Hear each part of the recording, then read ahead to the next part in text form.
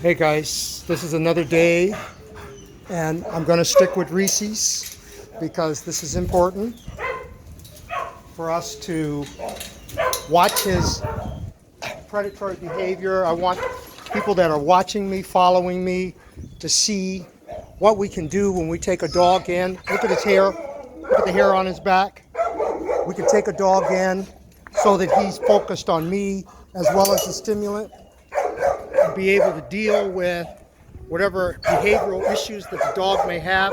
Because I want you to understand, look, if we can do this with our dogs, if we can help them to become balanced, just imagine if this were the dog next door,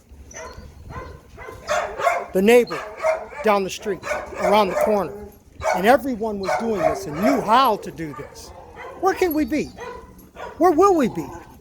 What's possible to be able to teach a dog to temper his predatory behavior? All the signs here, the T over the head, all of this is part of a problem with our dogs. We have been told that that is something negative. I'm not saying that it's something positive, but what I am saying is that even though it's happening, we can hormonally manipulate our dogs to temper that, to cool it, to bring out something wonderful inside of them that's lurking there, hiding there. It was there from the beginning, but we interfered with it some way. And we interfered with it through the love and affection. Look at this. To be able to bring this out in him,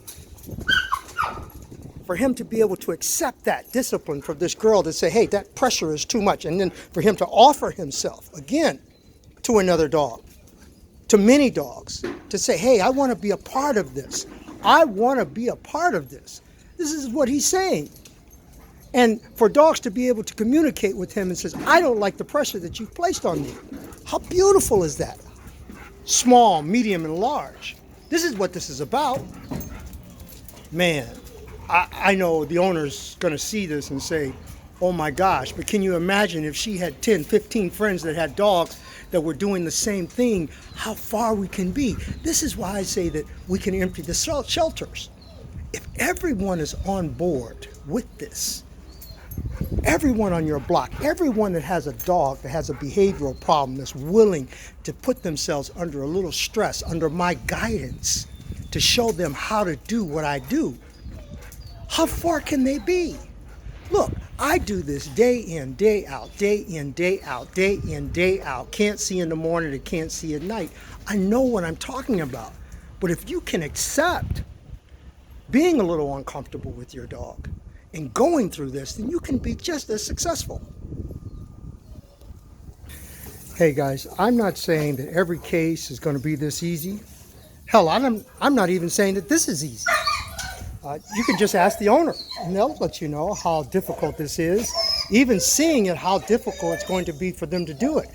But what I am saying is, if you listen to me and watch me, understand me, then you will learn how to unlock and create an environment and a reality for our dog. It's like a pathway that this emotion can come out, and the dog can find his path to balance. That's what I'm saying. And so we're going to keep going with this guy because there's a lot of work that needs to be done. This whole thing here, see how this whole predatory thing with the wrong dog, how it could be? Even he's perceiving it as something negative. You see this? Hey! I want to step in and stop it. But this is beautiful because one ear to me, one ear to the stimulant. If we learn how to do this, we can get past all of this nonsense that we're suffering with for years and years and years. It's just called hormone manipulation. That's not a technical term for dogs, but that's what I do. So I call it that. I'm hormonally making them feel subordinate in a situation where they would previously feel dominant. That's what's happening. You see, if we can get closer, he's challenging this guy that just told him to leave him alone. Because of that energy that he placed on him when he did it, He can't let it go. He's addicted to that. I understand that.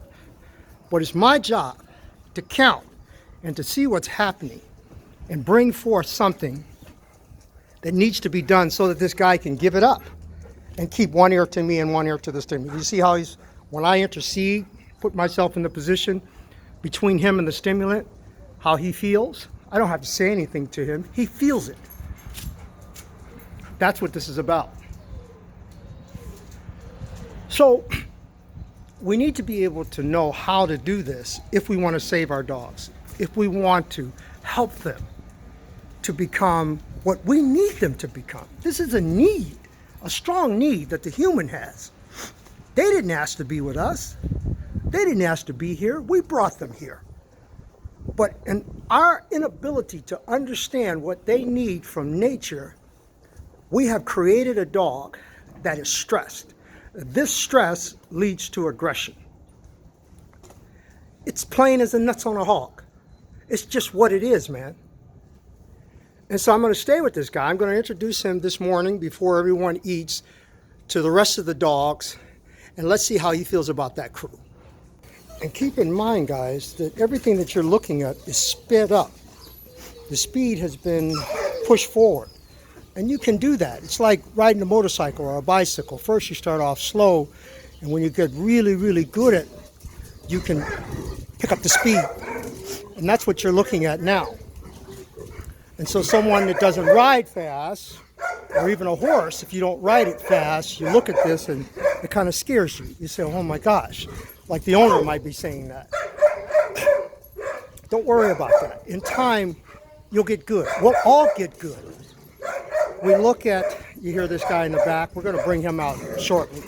But we're all looking at this from a different perspective. I'm reading at a later page, and you can't hear me at your stage. But time will come, if you continue, you'll be able to understand what I'm talking about.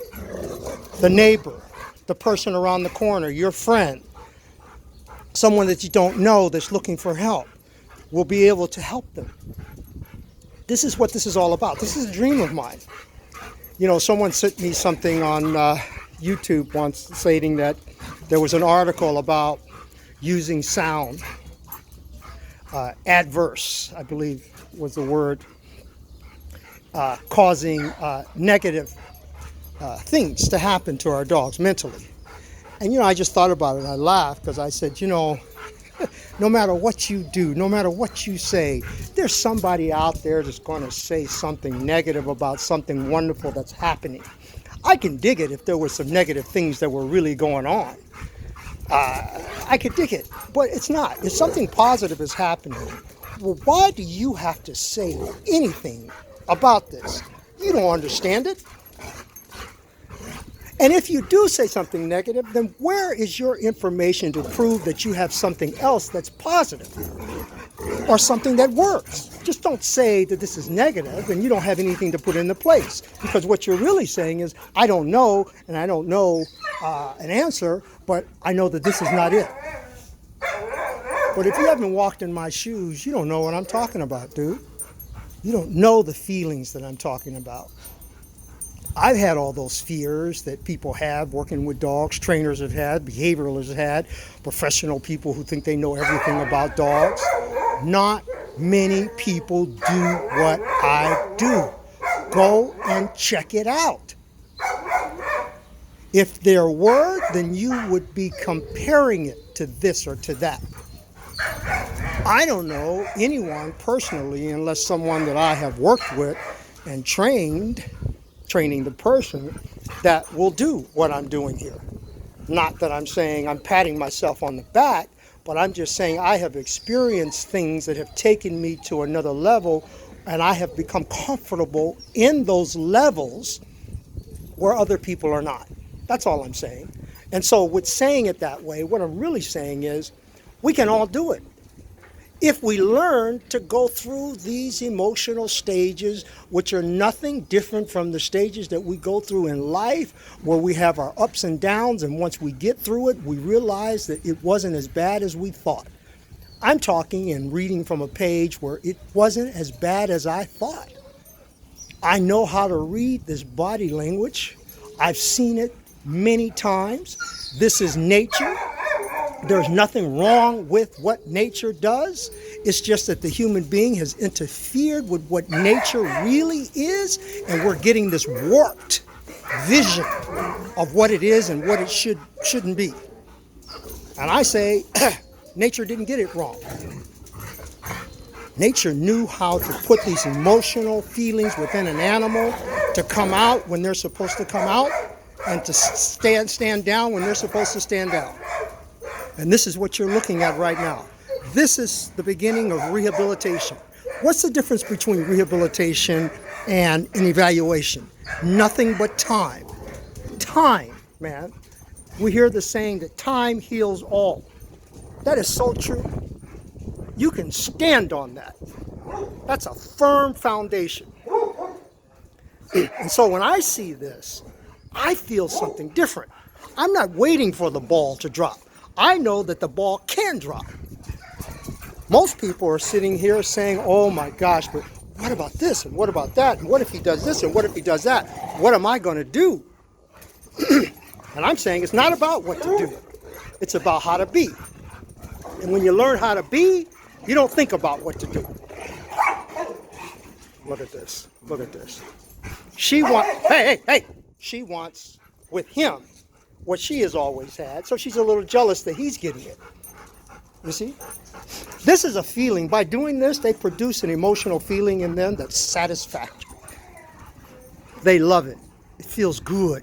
It's like holding someone's hand or seeing someone that you know, and that person you know likes to hug rather than shake. And that hug feels real good because you know it's that person that does it. That's what this is about. Knowing every dog, as I mentioned, separately, but then collectively. I got to know that. That's my job. If I don't do my job, how can I expect for them to be who they're supposed to be when I'm the one that's producing the stress, the stimulant, the excitement? I produce this. If it goes wrong, that's my problem. So if I don't want it to be wrong, then that makes me know that I got to do everything right. I've got to be as sober as the judge. I've got to have done this over and over and over and over and over until it's right, man. So I see what I need to see. And that's what you're looking at here. So this guy is getting tuckered out, and he has actually just eaten. I don't generally like this much activity right after food. So we're going to let him rest for a moment, and we'll start over again.